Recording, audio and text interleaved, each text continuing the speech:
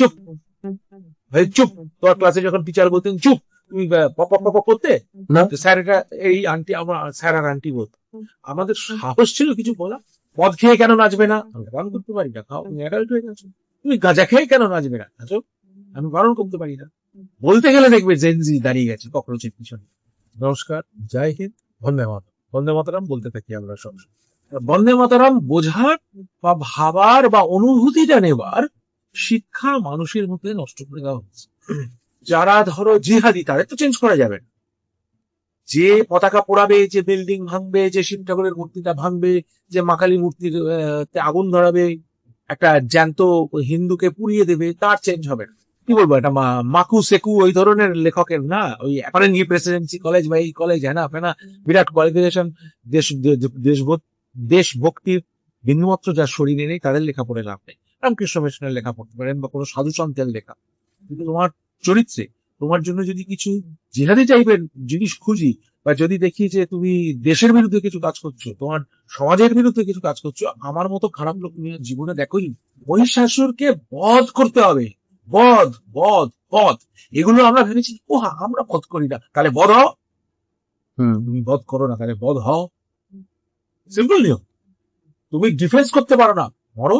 বন্দে মাতরম হল্যান্ডে চলে, জনগণ মনটা অনেক লোকে জানে ইন্ডিয়ান ন্যাশনাল অ্যান্থেম বলে, তারা বোঝার চেষ্টা করে। সুইজারল্যান্ডে বোধহয় পড়াচ্ছে, কিছু European countries, Scandinavian countries very serious, very cultured. ওরা অস্ট্রিয়াতেও এইসব গান নিয়ে ওরা এবার চর্চা করবে। লোকে এবার এফসিআরএ ভাবছে বোধ এফসিআরএ মানে আমাকে একটা লাঠি মারবে, এফসিআরএ মানে ওর ঘরটা থেকে ওকে বের করে দেবে, এফসিআরএ মানে ওকে বাংলাদেশ পাঠিয়ে দেবে। তা নয়, লোককে বুঝতে হবে এটা হচ্ছে ফরেন কারেন্সি রেগুলেশন অ্যাক্ট। তুমি ককরোচ, স্করপিয়ন, লিচ, স্নেক ইত্যাদি পার্টি করে বললে জন্তর মন্তরে গিয়ে অমিত শাহ রিটায়ার করুন, মোদিজি রেজিগনেশন দিই, এ বাড়ি চলে যা, এইসব তুমি আলফাল কথা বলতে শুরু করলে। So when you are in Rome, behave as a Roman. এইটা আমাদের আনতে হবে। when you are in India, behave as an India. India নামটাও মুছে যাওয়া উচিত। আমি আজকে বলে গেলাম, হয়তো 100 বছর বাদে এটা হবে। এটা ভারতবর্ষ নাম হওয়া উচিত বা হিন্দুস্তান নাম উচিত। আমাদের কেটে শেষ করেছ, আমাদের এই বাড়িতে এই ডাম্প করে দিচ্ছ দেশের ওখানে। ওইটা পাকিস্তান রেখেছ। ইস্ট পাকিস্তান, ওয়েস্ট পাকিস্তান নিয়ে জন্ম নিয়েছিল এবং আমরা কিন্তু হিন্দুস্তান করতে পারি ভিতরের গাদ্দারদের জন্য। ভিতরে এত বেঈমান ছিল, আমরা এটা করতে পারি। তুমি চোখ দেখাতে, বুক দেখাতে, মাথা দেখাতে যাও না দেশে, আমার যদি মনে হয় তুমি ক্রিমিনাল, তোমাকে আমি আটকাম, তুমি যেতে পারবে না। লাইন করে যখন চোখ দেখাতে যাবে, পালিয়ে যাওয়ার চেষ্টা, পালিয়ে গেছেও হয়তো এতদিনে, আর হয়তো সে পারে থাকবে না। পাখি উড়ে গেল না, ফাঁকি দিয়ে প্রাণের পাখি, সেই তো গেল আর এলো না। তাই আমি না সত্যি কথা বলতে কি হাত দিচ্ছি এই প্রশ্নবানটা থেকে, আমাকে তোমরা মুক্তি দাও। এটা না, আমার কোনো উত্তর নেই, রাগ হয়ে যায়, হয়তো অসংলগ্ন কথা বলে ফেলবো, আনপার্লামেন্টারি ল্যাঙ্গুয়েজ বেরিয়ে যাবে। Please detect, please delete and report. Sir, এই বছর বন্দে মাতরমের 150তম বর্ষ। সেই উপলক্ষে এবারে লালকেল্লায় বন্দে মাতরম খুব স্পেশাল ভাবে গানটি গাওয়া হবে, এরকম খবর আমরা পাচ্ছি। বিষয়টি কিভাবে দেখছেন? এবং তার সাথে আর একটা প্রশ্ন জুড়ে দিতে চাই, এবছর হর ঘর তিরঙ্গা যে আমাদের যাত্রা মিছিল যত বড় করে সাকসেসফুলি হলো, বিগত আমরা 5 বছর ধরে সেটা দেখতে পাইনি। তো এই দুটো প্রসঙ্গ নিয়ে কিভাবে আপনি ভাবেন, দেখছেন বিষয়টা? আমি এটা খুবই পজিটিভলি দেখছি। কারণ কি, অ্যাকচুয়ালি ইমোশনে চোখে জল এসে যায় যে বন্দে মাতরমের মতো একটা জিনিস কিভাবে লোক একটা পবিত্র মাতৃমন্ত্র বা দেশমাতৃকা মন্ত্র, যেভাবে তুমি দেখো, মাকে ভেবেও বলা যায়, দেশকে ভেবেও বলা যায়, এরকম একটা ডুয়াল মিনিং বা 1.5 কাইন্ড অফ মিনিং। কি অদ্ভুত গানটা। সংস্কৃত রয়েছে তাতে, আমাদের আদিতম ভাষা, তার মধ্যে বাংলাও রয়েছে। উনি, তাহলে আমি তো নিজে গান করি, আমি নিজে গানের লিরিক্স বুঝে গান করি, আমি এরম করে গান করি না। যাক যেটা বললো, মানে একটু পছন্দ গান টাইপের আমি করি না, আমি গানের লিরিক্স বুঝে করি। প্রত্যেকটা লিরিক্স তখনকার দিনের সুরকাররা, গীতকাররা, প্রত্যেকটা লাইনের পিছনে অন্তর্নিহিত একটা আত্মা থাকতো। মানেটা তো তুমি বুঝতে পারছো। ধরো আমি একটা গানের লাইন বলছি, এক্ষুনি সকালবেলা থেকে ওটা মাথায় ঘুরছে, মাঝরাতে ঘুম ভেঙে যায়। কিন্তু মানে রকেট সায়েন্স নয়, কুশলের কথা, সবাই বুঝতে পারছে, মাঝরাতে ঘুম ভেঙে যায়। মনে হয় জীবনের কত কিছু পাওয়া হয়ে গেল, আরো কত বাকি রয়ে গেল, এরকম ধরনের একটা লিরিক্স। ধরো তো পড়লে পড়লে মাঝে থেকে ঘুমিয়ে যায়, ছেড়ে দাও, এটা আবার এটা তুমি যদি ওটা ধ্যান দিয়ে সুর লাগিয়ে গানের মতো করো, তার একটা বেস তৈরি হয়, যে বেসটা অনেক ডিপ। সবসময় তোমার, আমি ডাইরেক্টলি বলছি, কিছু মনে করো না, তোমার বা অন্যের সে শিক্ষা না থাকলে তুমি বুঝতেই পারবে না গানটা কি হয়েছে বা গানটা আমি কি বলছি, রাইট? তা বন্দে মাতরম বোঝার বা ভাবার বা অনুভূতিটা নেবার শিক্ষা মানুষের মধ্যে নষ্ট করে দেওয়া হয়েছে। কে লিখেছিলেন? ঋষি বঙ্কিমচন্দ্র। সারনেমটা লক্ষ্য কর, প্রত্যেকটা জিনিসের একটা মানে আছে। বঙ্কিমচন্দ্র, আরে বঙ্কিম হয়তো আমাদের পাড়ার বঙ্কিম বাবু নয়, সে ঋষি বঙ্কিমচন্দ্র। তাকে বঙ্কিম বলে ভালোবেসে কে ডাকতেন? রামকৃষ্ণ পরমহংসকে। তো এই হচ্ছে ব্যাকগ্রাউন্ডটা আমি এক্সপ্লেন করে দিলাম। এটা হয়তো তোমরা জানো, আমি আরেকবার বললে, মানে what your mind does not know, eyes does not see, what your mind does not know, ears does not listen either. তুমি যদি জানো, তোমার কানটা চলে যাবে ওখানে। তুমি যদি জানো, তোমার চোখটাও পড়বে ওখানে। এটা অবজারভেশন, এগুলো ফাইন পারসেপশন, ব্রেনের অনেক নিউরোলজি, নিউরোসায়েন্সেস পড়লে, ওইটা নিয়ে চর্চা থাকলে বুঝতে পারবে।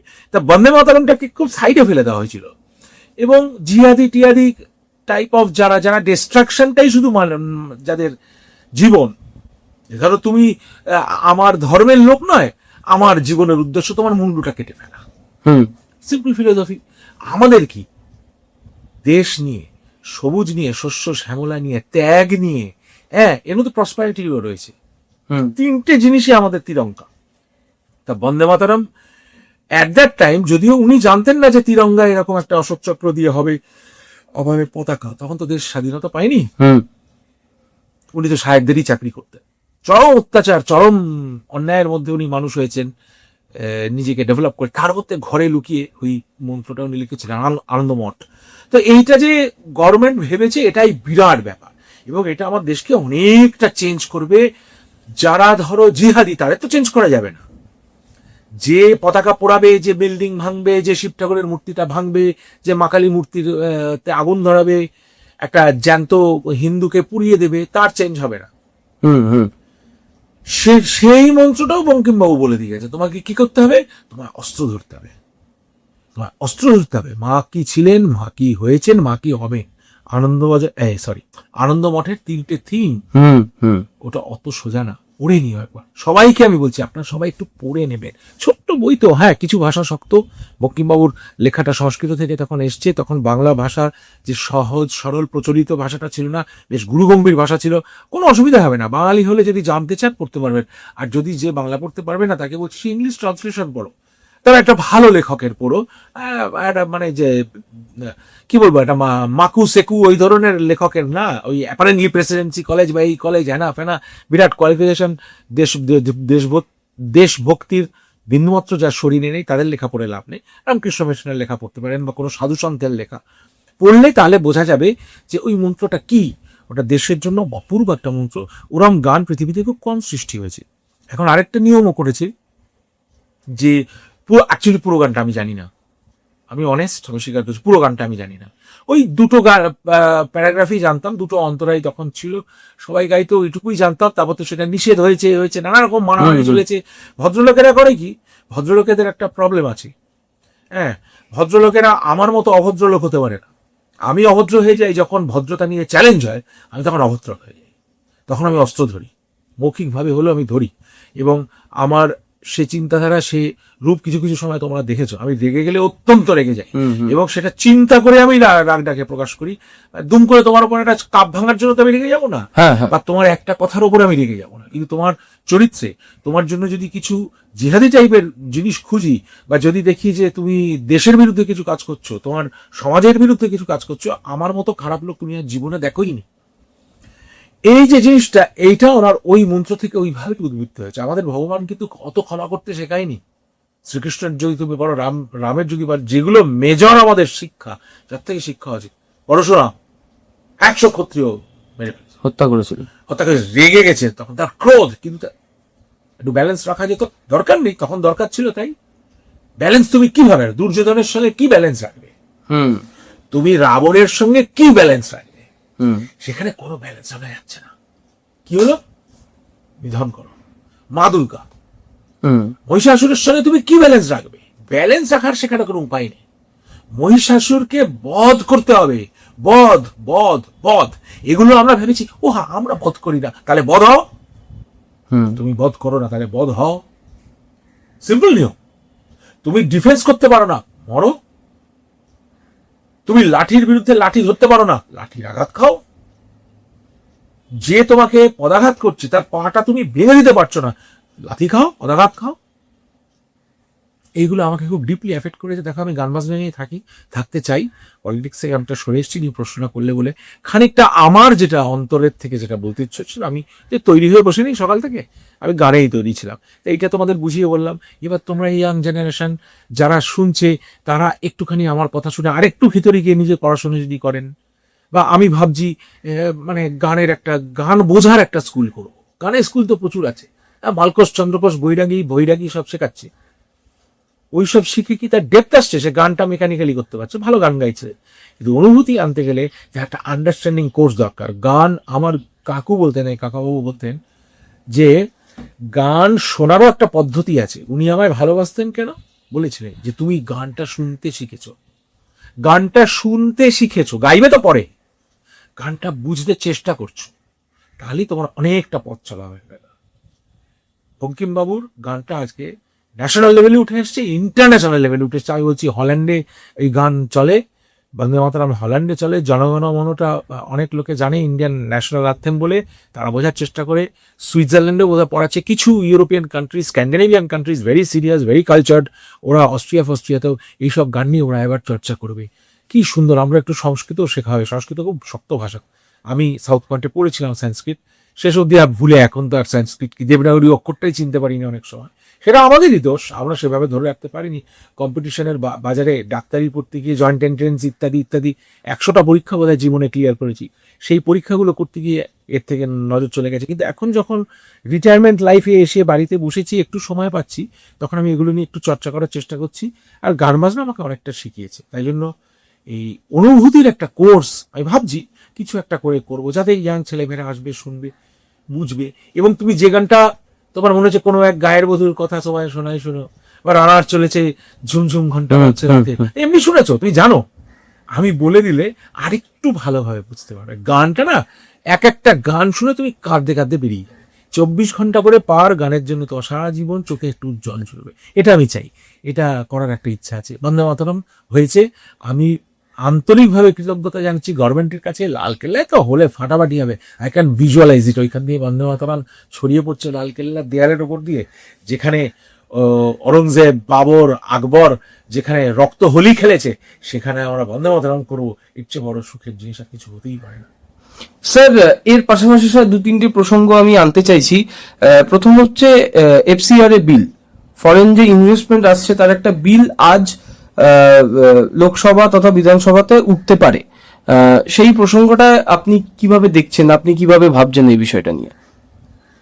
এটা একটা ফরেন কারেন্সি ইনপুটের একটা অ্যাক্ট হচ্ছে তো, রেমেডি একটা কি আসছে কি বললো, রেগুলেশন অ্যাক্ট, ব্যাস রেগুলেশন অ্যাক্ট। তাহলে একটা রেগুলেশন অ্যাক্ট আছে, তাহলে লোককে বোঝাতে হবে কথাটা।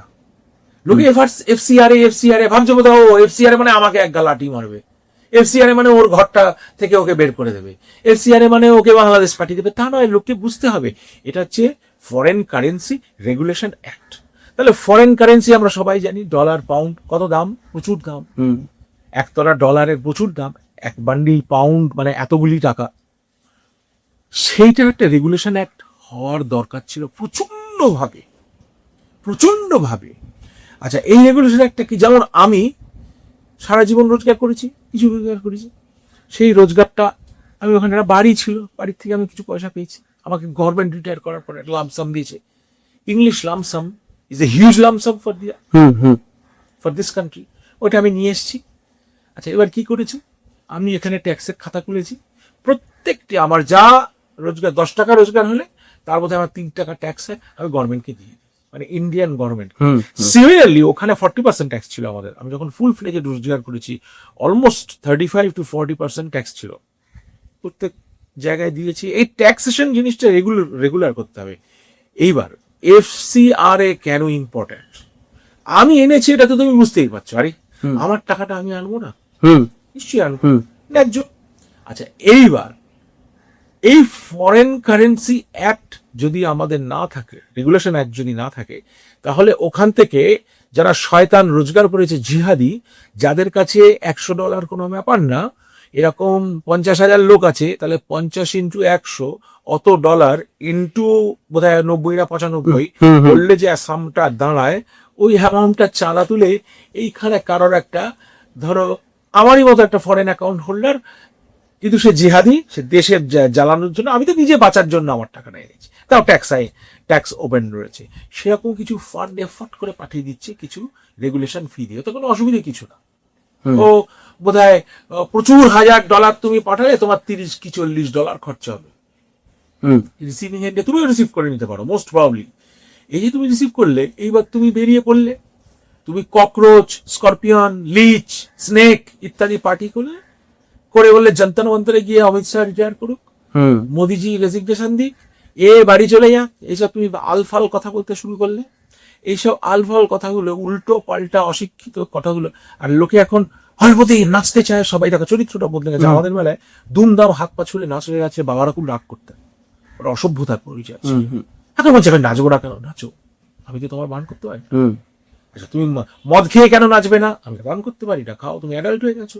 তুমি গাঁজা খেয়ে কেন নাচবে না? নাচো, আমি বারণ করতে পারি না। বলতে গেলে দেখবে জেনজি দাঁড়িয়ে গেছে ককরোচের পিছনে।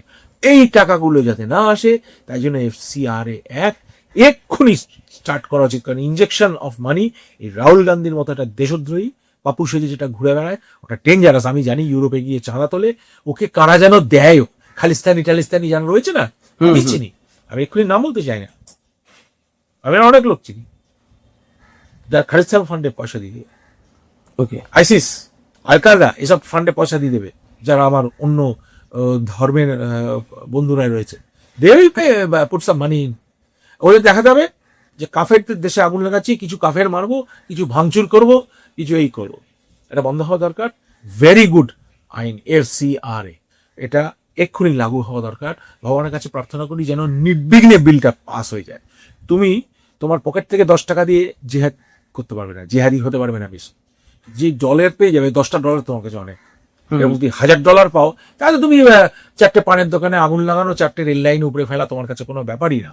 কারণ বুভুক্ষু অশিক্ষিত লুঙ্গি বাহিনী প্রচুর রয়েছে, আর তাদের geared up to do some nuisance. তাদের যদি তুমি বলো মাদ্রাসা ছাড়ো, তাই যদি বলো আচ্ছা আমি তোমায় পড়াচ্ছি, পড়াশোনা করো, একটা ভদ্র চাকরি দিচ্ছি, তারা করবে না। তাদের টেন্ডেন্সিটাই ওইটা, আগুন লাগানো। তাদের যদি তোমার মন্দির ভাঙতে হবে, কিছু কিছু করে টাকা নেই, এরকম আটটা দেবে, মন্দিরে আগুন লাগিয়ে দেবে। কালাপাহাড় যা করেছিল সেই অ্যাকশনটা রিপিট করবে। ওদের তো একটা বেসিক টেন্ডেন্সি হিন্দু মূর্তিটা ডিস্ট্রয় করার। কি যে অসুবিধা বুঝি না। আমরা আমাদের মতো পুজো করছি, তুমি তোমার মতো করো, আমি তো তোমায় ডিস্টার্ব করছি না। তাই এইটা খুব শক্ত হাতে দমন করা উচিত। আস্তে আস্তে হতো, থাকতে যাবো এরকম একটা সময় ছিল, জানি না থাকতে পারবো কিনা। আচ্ছা, তখন গেছিলাম 2টো সুটকেস নিয়ে, একটা ভর্তি বইপত্র, যেটা করতে গিয়ে আমার কাঁধ ড্যামেজ হয়ে গেছিল, বইপত্র নিতেই হয়েছিল, পড়বো, ওখানে তো ওই দাম দিয়ে বই কেনা যায় না, বইপত্র। আর একটা সুটকেসে অবভিয়াসলি শীতের দেশ, মোটা জামা কাপড়, সোয়েটার ফোয়েটার, তখন জানতামও না কি ওয়েদার অপেক্ষা করছে, মোটা কিছু পোশাক আশাক, পায়ে মোটা জুতো, আর একটা, আমি তখন তবলা বাজাতাম, প্রচন্ড আমার নেশা ছিল তবলা বাজানো, ওইটাই আমার নেশা। তার নেশার জিনিসটাতে লোকে পকেটে করে সিগারেট নিয়ে যায়, আমি ওই যে ঘরের করে দাঁড়িয়ে রয়েছে টাওয়ারটা, ওইখানে আমি একজোড়া তবলা নিয়ে গেছিলাম। এইটা ছিল আমার প্রথম। তারপরে যখন আমার স্ত্রী বেড়াতে গেছেন, উনিও 2টো সুটকেস নিয়ে গেছেন, তখন আমার একটি মাত্র মেয়ে, আমার ছেলে ওখানে হয়, তো তখন ও নিয়ে গেছিল 3টে সুটকেস। কারণ থাকবে, মেয়েদের একটু শাড়ি টাড়ি বেশি লাগে, আমার মেয়ের যা 3টে সুটকেস নিয়ে গেছিল। তারপর আমরা যখন ওখানে থেকে গেছি, আমরা যাতায়াত করতাম, পার হেড একটাখানি সুটকেস, আমার সুটকেসের বেশি কিছু লাগতো না, আমার একটা মিডিয়াম সুটকেস হলে চলতো, এখানে কিছু জামা কাপড় আমাদের থাকতো। এই 3টের বেশি সুটকেস আমরা নিয়েছি বলে মনে হয় না। অফকোর্স আমার হারমোনিয়াম গুলো আমি নিয়ে গেছি, বহু সময় হারমোনিয়াম নিয়ে গেছি, সেটা একটা এক্সট্রা লাগেজ। আর আরেকটা এক্সট্রা জিনিস নিয়ে গেছিলাম, যাতায়াত করেছি, বাবার বাড়ানো একটা দুর্গা মূর্তি নিয়ে গেছিলাম, ওটা একটা লাগেজ। আচ্ছা, তারপরে যখন ফেরত এসেছি ওই দেশ থেকে, তখন কিছু তাও শিপমেন্ট করে এনেছিলাম, জাহাজে করে এনেছিলাম, কিছু স্পিকার, কিছু তবলা, 2টো হারমোনিয়াম তো ফেলে দিয়ে আসতে পারবো না, হারমোনিয়ামটা নিয়ে এসেছিলাম, তাও বাবার বানানো দুর্গা মূর্তি আনতে পারিনি। আর সিডি ক্যাসেট আমার বিপুল সম্ভার, প্রচুর কালেকশন, মানে সেগুলো সব নিয়ে এসেছিলাম, ওগুলো ফেলিনি, কিছু কিছু জিনিস এক্সট্রা শিপমেন্ট করে আনতে হয়েছিল। এই হচ্ছে আমাদের লাগেজ। সো 25টা বেড়াতে যাওয়ার জন্য আগেকার দিনে শুনেছি রাজরা মানে কিং জর্জ 5 আসছে ইন্ডিয়াতে, পরাধীন দেশ, এখানে কৃতদাস আমরা, তাদের মানে পদাঘাত করে জাহাজ চালিয়ে নিয়ে আসছে, তিনি জাহাজ ভর্তি করে জিনিস নিয়ে আসলে সেটা হয়, বড় লোকেরা নিয়ে যায়। 25টা সুটকেস যদি সত্যি হয়ে থাকে, এটা গভর্নমেন্টের দায়িত্ব বের করার। গভর্নমেন্ট তো সেরকমই অবশ্যকে পারমিশন দিয়েছে। আমার এই ব্যাপারে আমি সমালোচনা করছি মানে পুরো আমাদের সিস্টেম মানে সিস্টেম, হাইকোর্ট জুডিশিয়ারি সিস্টেমকে, লিগ্যাল মানে কি পারমিশন পেয়েছে কি না পেয়েছে 25টা যেহেতু চোখের একটা বিষয় চোখের বিষয়, চোখটার ফলস আছে কিনা কেউ জানে নাকি, চোখের বিষয়। আর চোখের কি এমন কি আছে, আমরা সিম্পল কিছু টেস্ট দিয়ে এখানে দেখে নিতে পারিনি? তুমি চোখ দেখাতে, বুক দেখাতে, মাথা দেখাতে যাও না দেশে। আমার যদি মনে হয় তুমি ক্রিমিনাল, তোমাকে আমি আটকাবো, তুমি যেতে পারবে না। ক্রাইম করে যখন চোখ দেখাতে যাবে, পালিয়ে যাওয়ার চেষ্টা, পালিয়ে গেছে হয়তো এতদিন, আর তো সে ফেরত আসবে না। পাখি উড়ে গেল না, ফাঁকি দিয়ে প্রাণের পাখি, সেই তো গেল আর এলো না, পালিয়ে গেছে। আমার মনে হয় এই প্রশ্নটা সাধারণ মানুষের মনে আসছে যে আসছে, আমার প্রশ্ন আসছে না, আমি তো বলে দিচ্ছি এইটাই হতে চলেছে। এখন ব্যাপারটা হচ্ছে আমার তো আটকানো উচিত ছিল, আমার আটকা, তোর মাথার রোগ তো ঠিক আছে বাবু, আমার মাথার বিশেষজ্ঞ আগে আসবে, আমাদের দেশে সাইকিয়াট্রিস্ট নেই, আমাদের দেশে অপথ্যালমোলজিস্ট নেই, আসবে, চেক করবে, তিনি বলবেন যে না সত্যি এই অপারেশনটা না ওই ভিয়েনা ছাড়া হয় না, এই অপারেশনটা স্টুটগার্ট ছাড়া হয় না, তখন সে স্টুটগার্টে যায়। 25টা সুটকেস নিয়ে চোখ দেখাটা গেলে ভাই বুঝে নাও আমাদের দেশটা জোক হয়ে দাঁড়িয়েছে। যেমন বন্দে মাতরমের জন্য আমি পজিটিভ বললাম, এইটার জন্য আমি দেশকে নেগেটিভ বলছি।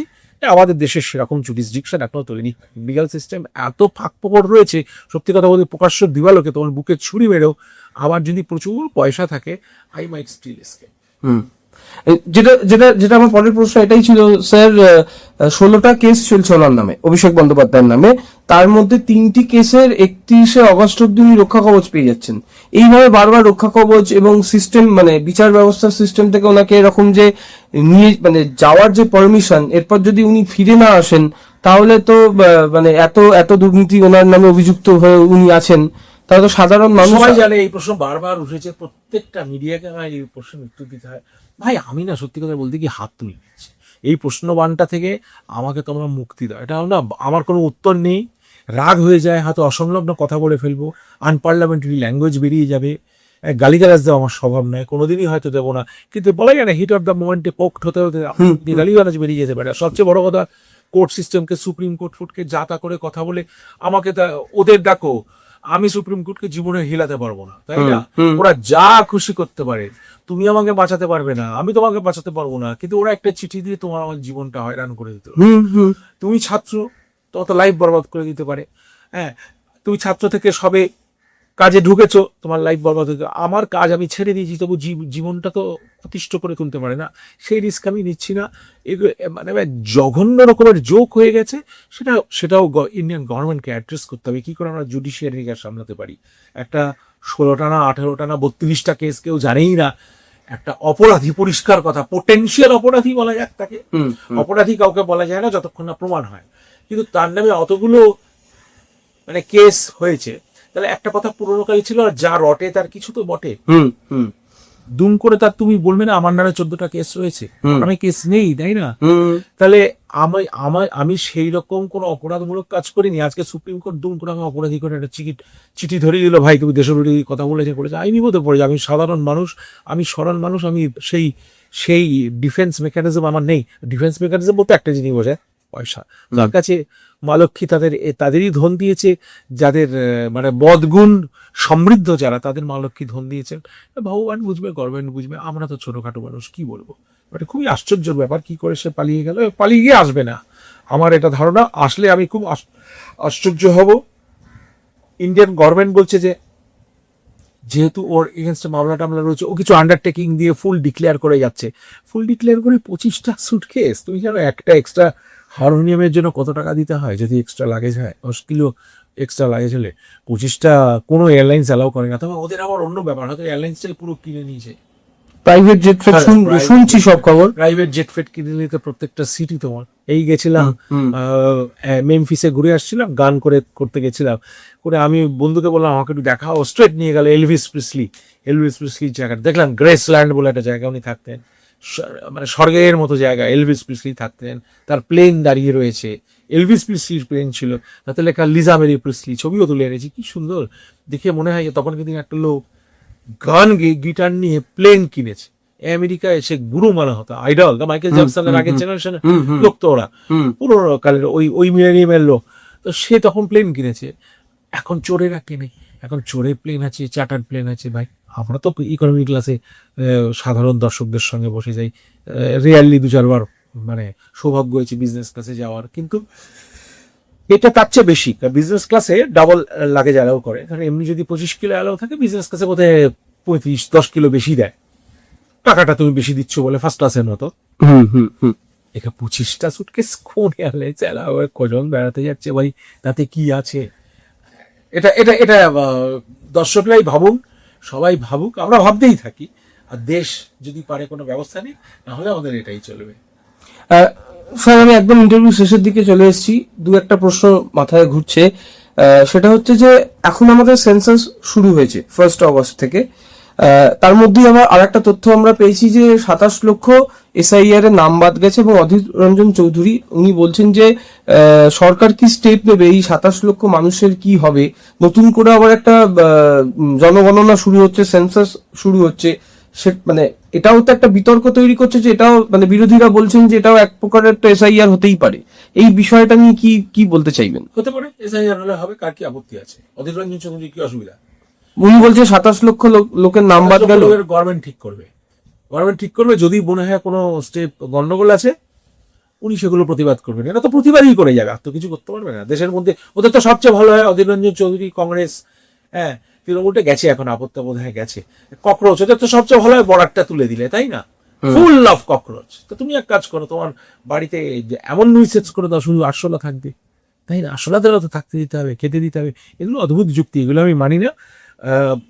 তো ও চেঁচাতে দাও, মানে এগুলো সব ছোট ছোট, মানে ওগুলো ককরোচ গোষ্ঠের লোক, এগুলো চেঁচিয়ে যাক, চেঁচিয়ে যদি 10টা সিট পায় তখন না হয় আন্দোলন করবে। তার আগে তো কংগ্রেসের উপরই ডিপেন্ড থাকতে হবে, সেন্ট্রাল কংগ্রেস, এখানে তো কিছু নেই।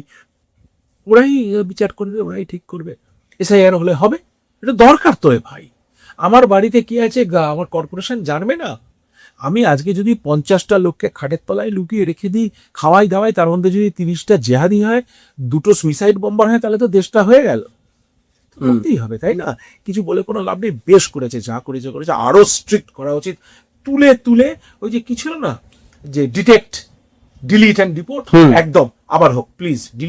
Detect, delete and deport, please detect, please delete and deport then straight. এটি কোনো কথা নেই। আর যে বলছে না কেন হচ্ছে, সেই ইডিয়েটের অনেক পয়সা আছে, আমি বলছি সেই ইডিয়েটের অনেক পয়সা আছে, যেভাবে ওকে এদিক ওদিক কামিয়েছে, সে রাখুক না, 10টা করে ছেলে রাখুক, 10টা ছেলে 10টা মেয়ে সে রাখুক।